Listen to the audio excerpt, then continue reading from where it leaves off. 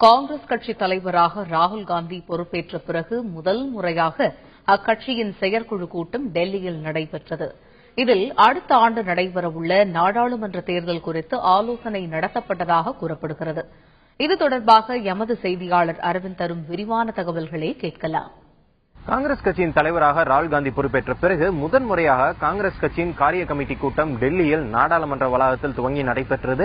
காங்கிரஸ் கட்சியின் தலைவர் ராகுல் காந்தி தலைமையில் நடைபெற்ற இந்த ஆலோசனைக் கூட்டத்தில் முன்னாள் தலைவர் சோனியா காந்தி, அதேபோல முன்னாள் பாரத பிரதமர் மன்மோகன் சிங் உள்ளிட்ட 239 உறுப்பினர்கள் இன்றைய ஆலோசனைக் கூட்டத்தில் பங்கேற்றிருந்தார்கள். காங்கிரஸ் கட்சியின் முக்கிய உயர்மட்ட குழுவான உறுப்பினர்கள் சமீபத்தில் நியமிக்கப்பட்டிருந்தனர். மொத்தம் 51 பேர் கொண்ட இந்த குழுவில் 23 பேர் உறுப்பினர்களாகவும், அதேபோல 18 பேர் நிரந்தர அழைப்பாளர்களாகவும், மேலும் 10 பேர் சிறப்பு அழைப்பாளர்களாகவும் அறிவிக்கப்பட்டிருந்தனர். குறிப்பாக தமிழகத்தைச் சேர்ந்த முன்னாள் மத்திய நிதியமைச்சர் ப. சிதம்பரம், அதேபோல செல்லக்குமார் ஆகியோர் காங்கிரஸ் கட்சியின் குழுவுக்கான நிரந்தர அழைப்பாளர்களாக அறிவிக்கப்பட்டிருந்தனர்.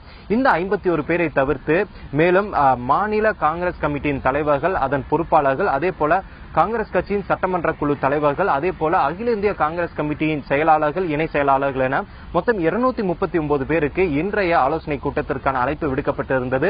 குறிப்பாக இன்றைய ஆலோசனை கூட்டத்தில் 2019ஆம் ஆண்டு நடைபெற இருக்கும் நாடாளுமன்ற தேர்தலுக்கு காங்கிரஸ் கட்சியை எவ்வாறு தயார்படுத்துவது, கூட்டணி வியூகம், அதேபோல தேர்தலுக்கான அமைப்புகளை எவ்வாறு பலப்படுத்துவது என்பது தொடர்பாக முக்கிய ஆலோசனை இன்றைய கூட்டத்தில் நடைபெற்றதாக தகவல்கள் தெரிவிக்கின்றன.